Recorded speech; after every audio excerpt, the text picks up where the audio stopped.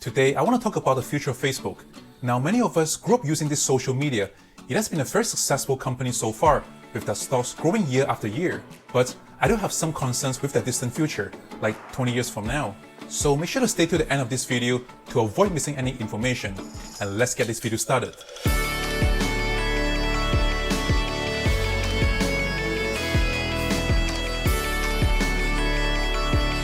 Hey, if this is your first time watching a video from this channel, then please consider subscribing.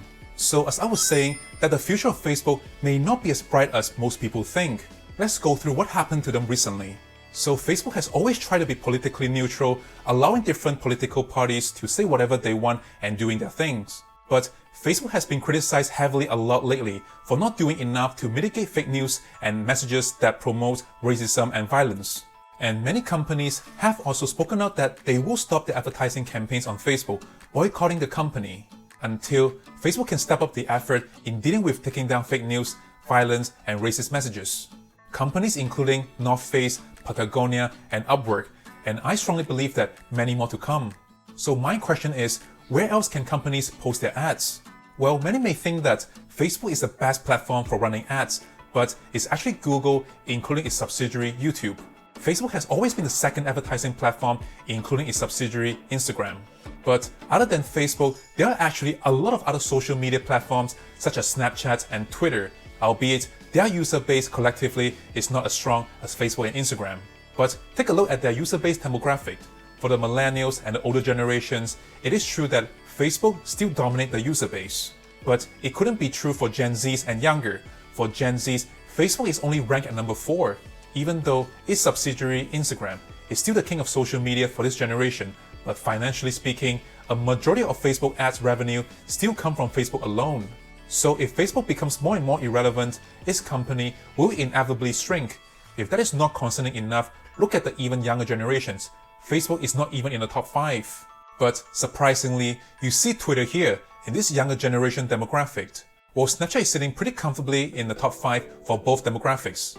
And not to mention, TikTok is lurking around, waiting for the chance to enter the advertising business, and it will come very soon. If advertisers were to stop using Facebook and Instagram altogether one day, they would have no issues using Snapchat, Twitter, and TikTok in the future. Facebook is, after all, only a popular social media platform for the millennials and older generations.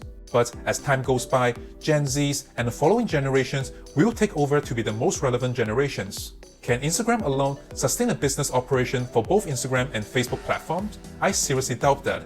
Facebook is a huge $750 billion company, and Instagram alone is not enough to sustain this mega tech giant. Facebook will have to come up with new business tactics and new acquisitions to continue dominating the social media advertising industry. But as Twitter, Snapchat, and TikTok growing bigger, it will be harder for Facebook to acquire them, if not impossible due to antitrust laws. So it looks like it's pretty bleak for Facebook in the distant future, if nothing happens from now until then.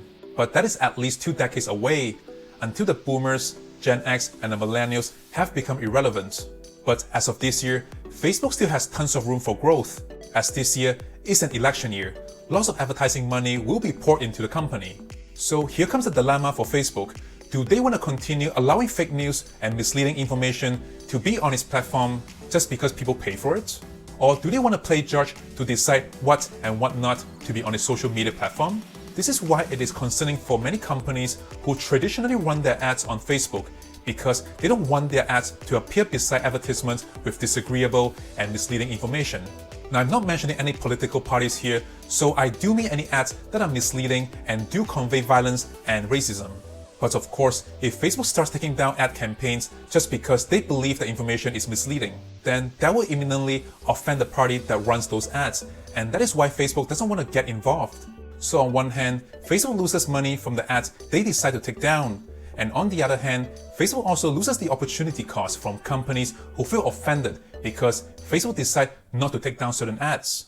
So Facebook will have to decide which direction would result in losing less revenue. It's a very sticky situation, I know. But a company as big as Facebook, it definitely has a responsibility to decide what is right or wrong. And this issue will keep coming back to Facebook over and over again. But let's digress a little here. Another asset of Facebook that is worth mentioning is WhatsApp. In case you don't know, WhatsApp also belongs to Facebook. It is by far the most popular cross-platform messaging application out there.